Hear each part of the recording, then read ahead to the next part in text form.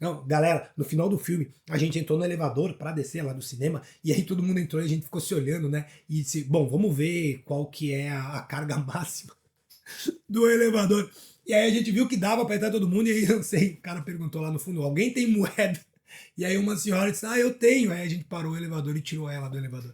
Sério, galera, depois a gente deixou ela entrar, tá? Era brincadeira. Fala pessoal, sou você, seu nerd professor, eu sou o professor nerd e você decide. Premonição 6 Laços de Sangue acaba de estrear e eu já assisti. E vou te contar, quer ver um filme com uma história perfeita, sem furos, sem apelação e que conta uma história que é fantasiosa, mas que a gente consegue comprar logo de cara? Então não vai no cinema ver esse filme não, porque o novo Premonição é um baita filme, mas não tem nada disso. Aqui a gente tem muito gore, gente morrendo de formas inacreditáveis e uma história bem simplesinha, mas que funciona. Sério galera, eu gostei pra caramba do filme e eu vou te contar tudo sobre ele agora. Vem comigo.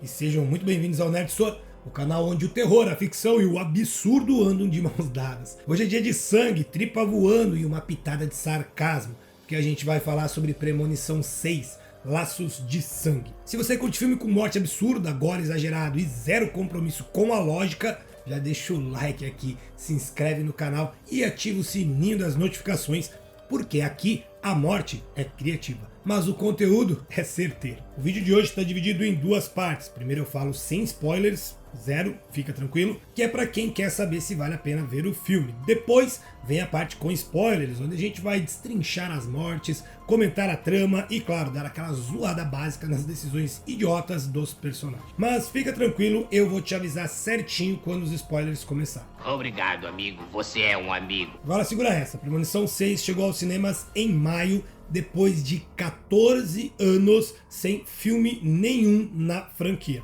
A última vez que a gente viu alguém sendo morto por um ventilador de teto, um arame ou um copo d'água foi lá em 2011. E falando sério, para mim já tinha dado.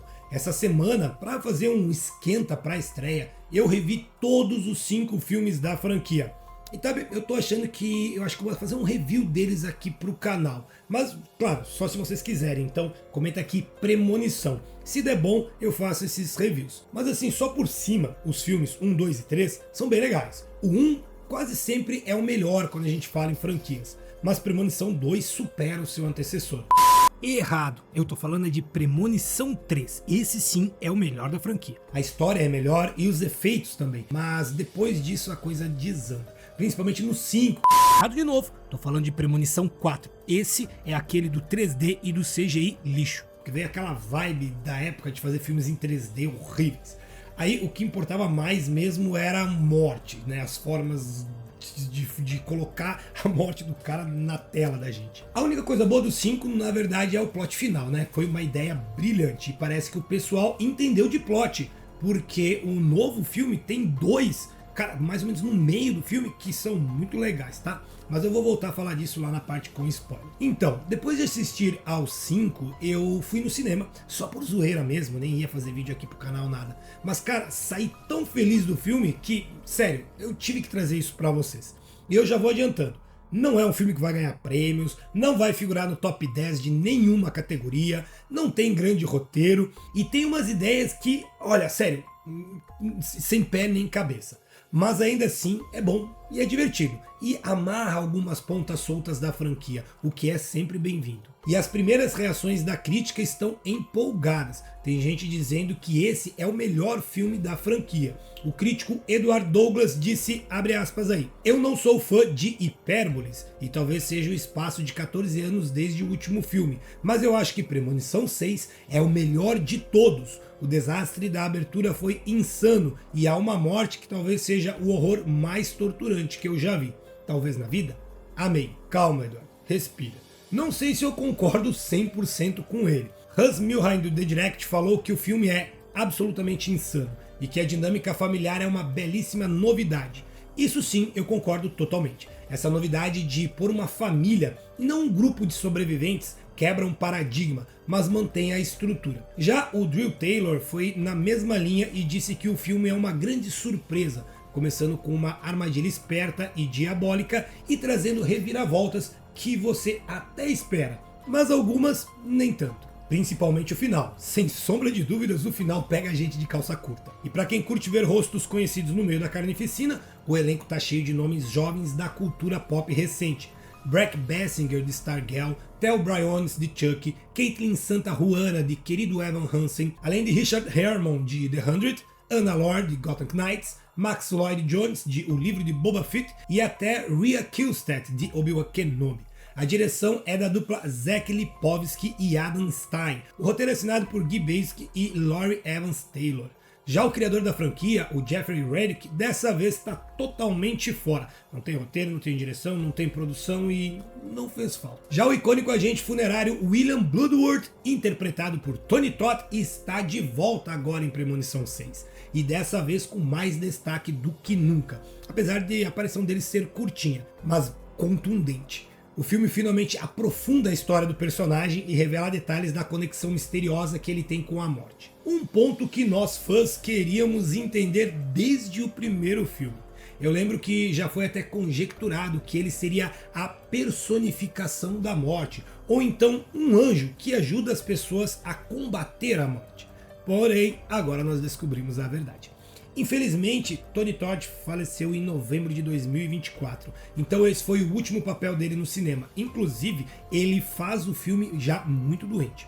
A participação dele em Laços de Sangue acaba sendo não só um elo importante na trama, mas também uma homenagem emocionante a um dos rostos mais marcantes do terror moderno. E é até impactante ver ele no filme, lembrando, né, daquele cara grande, forte, né, que ele era. E a forma como ele aparece no filme é realmente bem pesado. Mas ele tá ali, né? Todo complexo, todo cheio de camadas. E a gente se aprofunda nele, então parabéns pra franquia. Bateu uma salva de palma aqui pro profissional.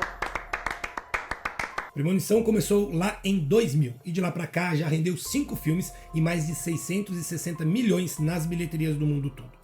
Agora em 2025, Laços de Sangue chega com a missão de reintroduzir a saga para uma nova geração de fãs e de vítimas. Beleza, agora que você já tá por dentro de tudo, vamos falar aqui do filme em si, mas sem spoilers, tá? Sendo bem direto, Premonição 6 não tem uma trama mirabolante, não tem construção de personagem profunda e nem tenta reinventar a roda, mas funciona muito bem. O filme sabe o que é e entrega o que promete. Mortes criativas, uma abertura explosiva, muito gore e uma história que segura a sua atenção, mesmo sendo bem simples.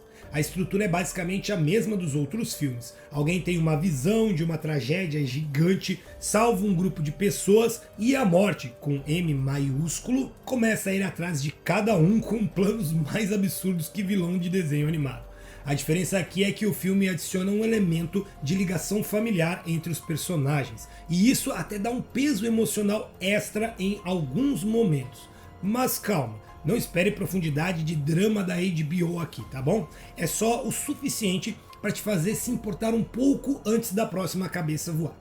Outro destaque é que o filme é bem dirigido, as cenas têm tensão, o ritmo é ágil e aquele clima de você sabe que algo horrível vai acontecer, mas não sabe como, continua funcionando muito bem. Tem aquele efeito clássico de fazer você olhar torto para qualquer objeto comum na cena. Um prego, uma panela, uma chaleira, um escorregador de parque. Bom, e o filme sabe disso, e isso é legal, quando o roteiro sabe quem é. Vemos isso o tempo todo. A câmera foca num botão, num copo, numa nuvem, e sabemos que algo vem e que a morte está bancando o Dick Vigarista agora. Prendam, segurem, agarrem, capturem, peguem o pombo agora! Se você está procurando por realismo e lógica ou qualquer coisa próxima disso, é melhor escolher outro filme, tá? Premonição 6 é fantasia de terror absurda e tá tudo bem com isso. Você compra a proposta ou não. E se comprar a proposta, compra o ingresso do cinema. Se não, não. Eu comprei. Mas se você ainda não viu o filme, aqui é o seu ponto de parada. Vai lá, assiste e depois volta aqui para ver a segunda parte com spoilers. Se você já viu ou não se importa em saber, vem comigo que a gente vai falar de tudo. As mortes, os detalhes da trama e os momentos mais insanos do filme. Daqui pra frente é spoiler total. E olha, a primeira grande diferença dessa premonição tá logo naquela premonição inicial. Aqui não é a protagonista da premonição quem tem a visão, mas sim a neta dela. Sim, você ouviu certo. A personagem que vê tudo acontecendo antes da tragédia nem estava lá no dia do acidente. A gente acompanha a Stephanie, que é a protagonista do filme. que começa a ter um sonho assim repetitivo, vívido, com muito sangue e, claro, tragédia. E só depois vai entender o que isso significa. A premonição é da Iris, a avó da Stephanie, mas o mais legal é que o filme não mostra logo de cara como que a Iris sobreviveu ao desastre. Isso fica ali aberto por um tempo. Essa é, sem dúvida, a premonição mais longa e insana de toda a franquia. É uma sequência de tensão crescente, com acidentes em cadeia, mortes grotescas e muita criatividade no design. Fica de olho em 2 pontos importantes. A moeda que o menino pega em uma fonte no começo da premonição. Parece só um detalhe aqui jogado. Nunca é quando a gente fala dessa franquia. Essa moeda volta durante o filme. O menino que aparece por último também é muito importante. A mãe dele coloca ele numa caixa, depois a Stephanie tenta salvar ele. Ele não é só um figurante não, tá? Tem muita importância na história. E inclusive ele é o último a morrer. Não é a Iris, ele morre depois dela. Ela até tenta salvá-lo e já eu te conto quem que é esse moleque. E já na primeira premonição a gente vê algumas escolhas meio bobas do roteiro. Por exemplo, cai um pingente do lustre que bate naquele vidro que as pessoas estão em cima dançando e pulando e o pingente do lustre trinca o vidro. E aí como assim? Não faz sentido, gente. Mas é isso. Como eu disse, é premonição. Você aceita ou aceita. Tá bom. Bom, depois da premonição, o foco passa todo pra Stephanie, que estava na faculdade, e ela tá indo mal na faculdade por causa desses sonhos, então ela decide voltar pra casa da família e começar a investigar essas visões meio malucas. E aí o filme mergulha em drama familiar com atmosfera de suspense. A família dela é, no mínimo, disfuncional. A mãe sumiu quando ela tinha 10 anos e agora ela mora só com o pai e o irmão. Mas a árvore genealógica não é só isso, tá? Tem também um tio, que é irmão da mãe, a esposa dele e mais 3 primos. E é com essa tia que a Stephanie finalmente começa a montar o quebra-cabeça, porque é ela quem dá as pistas de como encontrar a tal da Iris, a velha que, aparentemente, viu a morte de perto e sobreviveu. E claro, quando a Stephanie finalmente encontra a Iris, é um dos momentos mais estranhos do filme. A mulher tá isolada, cheia de paranoia, e ela tá num lugar que sobreviveria a um apocalipse zumbi. E mais, ela sabe tudo o que tá acontecendo. Aí sim a trama começa a conectar as peças. A visão, a sobrevivência, os laços de sangue, olha o nome do filme aí, o papel da moeda, do menino e da própria Stephanie nessa história toda. A Stephanie então tá nessa cabana onde a Iris vive isolada e lá a avó tenta explicar tudo. As visões, a morte, como ela escapou do destino e vem enganando essa morte há quase 50 anos. Mas claro, a Stephanie não acredita em nada. Acha que é só delírio de uma velha perturbada e doente. Só que aí vem a virada. A Iris revela que está com câncer em estágio terminal e diante disso toma uma decisão. Ela decide parar de fugir, num momento bem interessante do filme. Só que antes, deixa tudo anotado num caderno com os seus detalhes ali, as regras e avisos sobre os padrões da morte. Ela sai da cabana pela primeira vez em 20 anos e adivinha, ela morre. Não me diga. Do jeitinho que quase morreu na premonição. É uma das mortes mais grotescas do filme. Tem um botijão de gás ou oxigênio, sei lá o que era aquilo. Um desses que você sabe que vai explodir, né? Uma ferramenta que voa e algo atravessando a cara dela de um jeito que você fica entre o eca e o caraca. E sim, é um espelho da morte dela na visão. Ou seja, a morte veio buscar o que era dela. Com a avó morta, a Stephanie ainda está meio perdida, mas fica com o caderno de anotações da Iris, o que passa a ser a única pista real que ela tem sobre o que está rolando. Logo depois temos o enterro da Iris. Clima tenso, choro contido, todo mundo esquisito, até que surge a grande surpresa do momento. A mãe da Stephanie reaparece. Do nada, dirigindo um trailer. A mulher que sumiu há anos aparece no enterro da própria mãe. E aí o filme tenta aqui forçar uma espécie de drama familiar, que sinceramente pra mim não desceu direito não. Tem aquele climão clássico de reencontro mal resolvido, mas o maior problema aqui é o pai da Stephanie pra mim. O cara reage como se tivesse esbarrado com uma ex-namorada qualquer na fila do supermercado. Ele mal processa a volta da mulher que desapareceu por anos e abandonou ele com 2 filhos. O papel do pai pra mim parece estar ali só por obrigação de roteiro mesmo. Até a tia da Stephanie, que é outra personagem secundária, tem mais importância dramática na narrativa do que ele. É nesse momento que o filme dá então essa leve escorregada.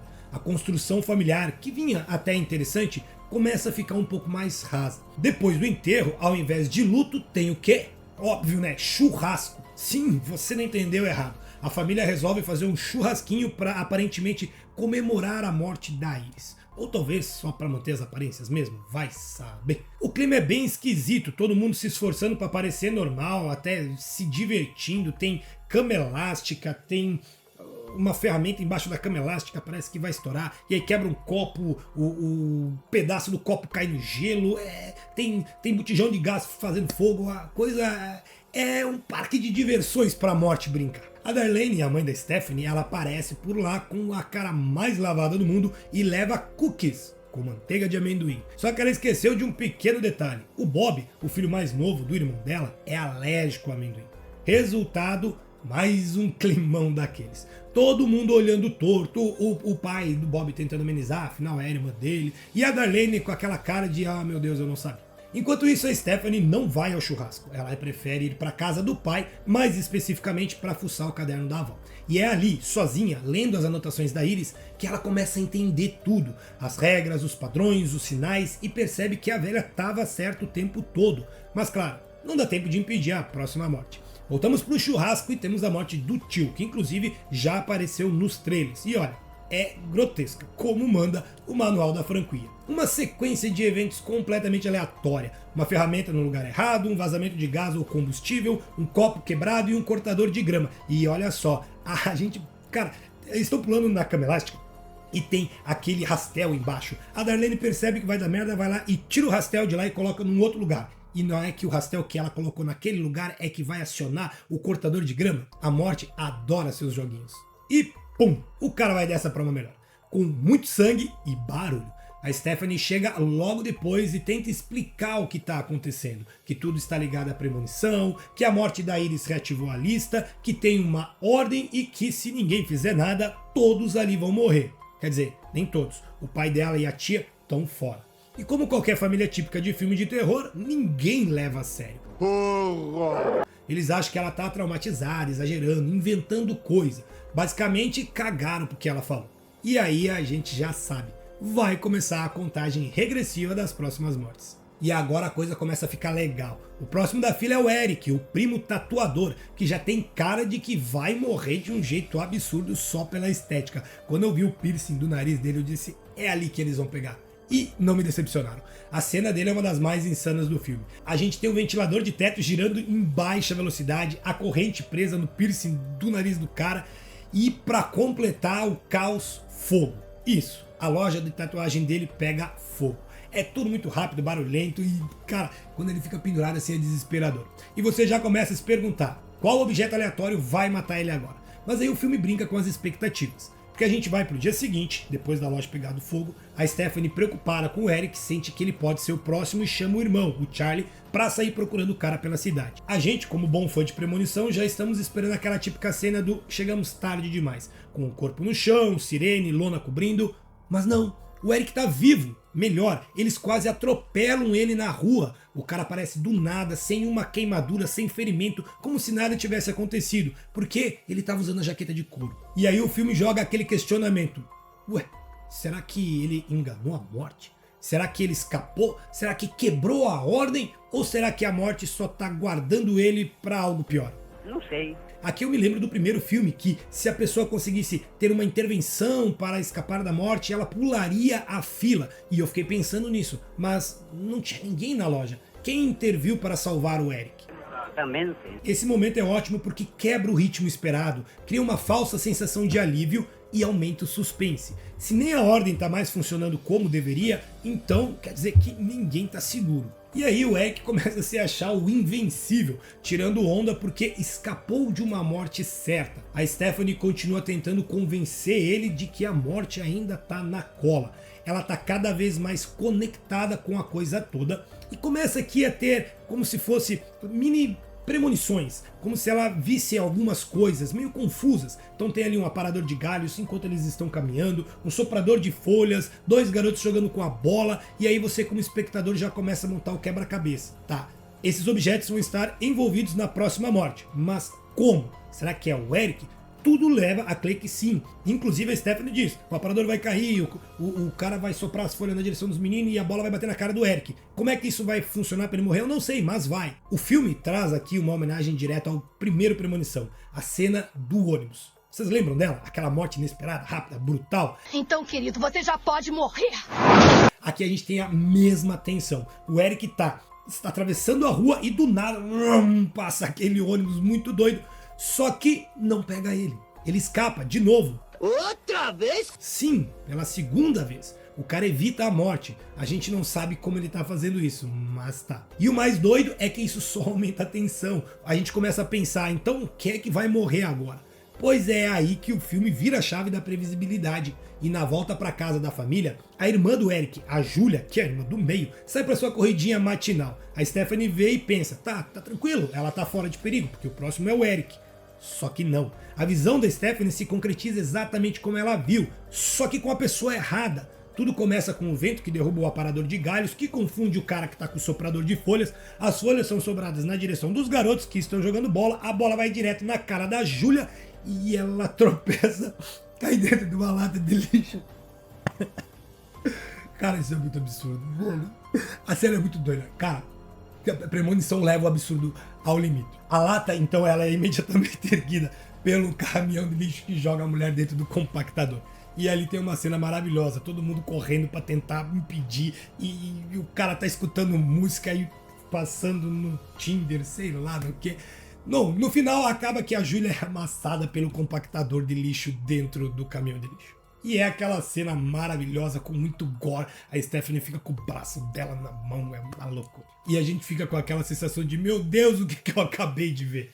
Esse é o tipo de cena que mostra que o filme não tá nem aí pra lógica. Ele só quer te surpreender. E consegue. Você acha que entendeu o padrão? E ele muda. Depois dessa morte brutal da Julia, a tensão na família explode. E é aí que o roteiro puxa o tapete da gente com uma reviravolta que faz tudo, absolutamente tudo, voltar a fazer sentido. Lembra que eu falei que a tia tem mais papel dramático do que o pai da Stephanie? Durante a discussão com todo mundo emocionalmente abalado, a verdade vem à tona. O tal do Eric, o tatuador sortudo que sobreviveu a 2 vezes a morte, nem é filho do Howard. O quê? Não acredito. Sim, meu amigo nerd, o Eric não é parte da linhagem sanguínea da família da Iris. E descobrimos que a mãe dele teve um caso com um cara aleatório lá atrás e que o Howard criou o menino como se fosse dele. E esse é o primeiro plot que eu disse, tem 2 muito bons, esse é o primeiro e que quebra as expectativas e eu gostei bastante. Parabéns pro roteirista. Parabéns! E o que isso significa? Que a morte estava seguindo a ordem dos laços de sangue. Tá aqui o nome do filme de novo. E o Eric, que todo mundo achava ser o próximo da fila, simplesmente estava fora da lista. Ele nunca fez parte do padrão, que começou com a Iris. Por isso que ele escapava. Por isso nada parecia fazer sentido. A lógica estava funcionando sim, só que o roteiro segurou essa carta até agora. Só para fazer a gente duvidar da própria franquia.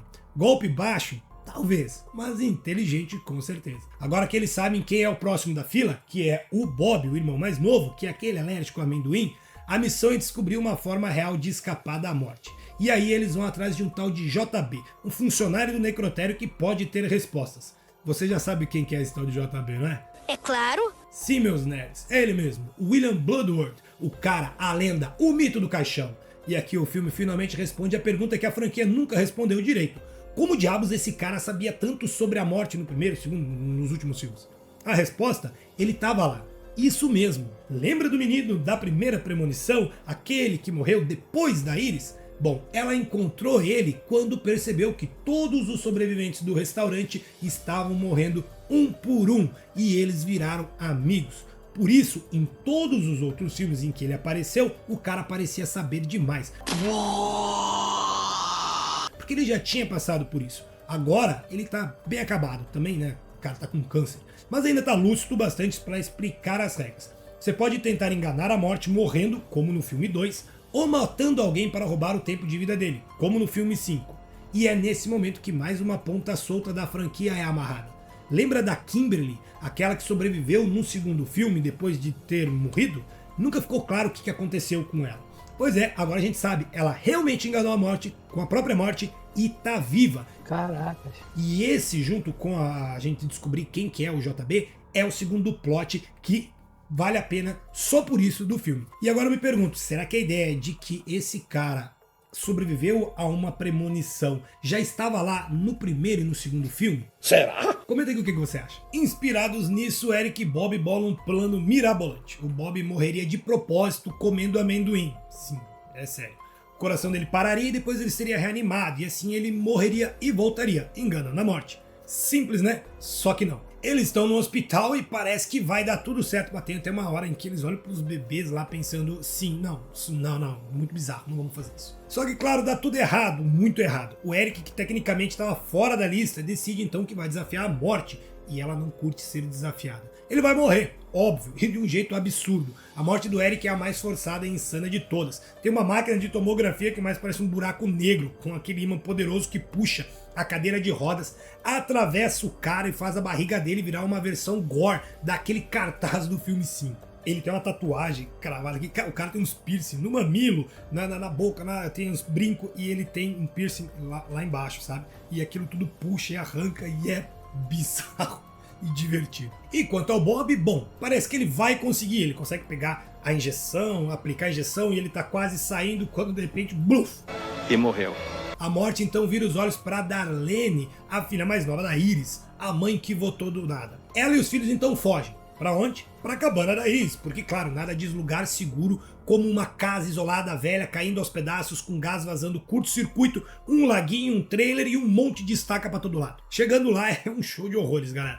Gás, faísca, explosão, poste caindo, trailer voando. A Darlene sobrevive à explosão só para logo depois ser amassada por um poste. E a Stephanie ficou presa no cinto de segurança, o trailer submerso, começa a se afogar, mas aí o Charlie entra em ação, porque o moleque é brabo, ele é salva-vidas no verão e consegue reanimar a irmã. E aí a gente pensa, ufa, como a Stephanie morreu e voltou exatamente como no filme 2, a lista quebrou. Todo mundo salvo, fim, final feliz, né? Com certeza. Só que não.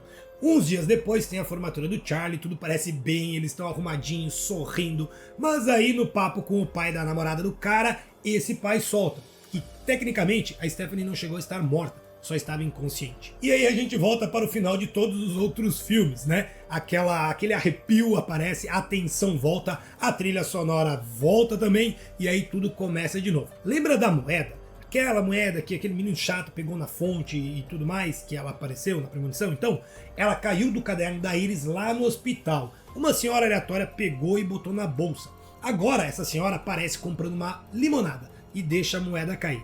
A moeda rola até os trilhos do trem, trava uma engrenagem e um trem descarrilha e vem tipo um míssil atravessando a rua. A Stephanie corre, o Charlie corre, eles estão desesperados. Quando parece que eles estão escapando, vem mais vagões, eles continuam correndo. E aí agora parece que vai dar tudo certo, então vem mais um vagão, que é o vagão de toras. Sim, galera, as malditas toras. Sempre tem que ser aquelas toras. Uma cai na Stephanie, outra cai no Charlie. Os dois viram manchas de sangue na tela e o filme termina com um ponto final sujo, seco e sem dó. Todo mundo morreu. Acabou. E aí a pergunta é, valeu a pena? Olha, é um filme simples, com uma história rasa, cheia de furos, forçações, mas que entrega exatamente o que a gente quer ver num filme da franquia Premonição. Mortes criativas, cenas absurdas, homenagens aos clássicos e aquele suspense de como o próximo vai morrer. O filme está repleto de easter eggs que fazem referência a toda a franquia. Tem desenho do avião, sim, do primeiro filme, do caminhão de toras do segundo filme, do acidente da ponte e por aí afora. Nota final, 8,5, pelo puro entretenimento, pela ousadia e por amarrar pontas que a gente nem lembrava mais que estavam soltas. Se você curte ver gente sendo triturada por acidentes improváveis e uma história que abraça o absurdo com orgulho, esse filme é pra você. Eu sou o Nerd Sor e esse foi mais um mergulho insano no mundo das premonições. Se curtiu, deixa aquele like, se inscreve no canal, compartilha com os amigos que curtem um terror trash com estilo. Não é trash, mas é quase. Comenta aqui embaixo qual foi a morte mais insana do filme pra você. E até o próximo filme. Ó, cuidado com moedas, tá? Elas matam. O filme é divertido, vale a pena. Vão no cinema se vocês querem ver esse tipo de morte absurda. Forte abraço e se cuida.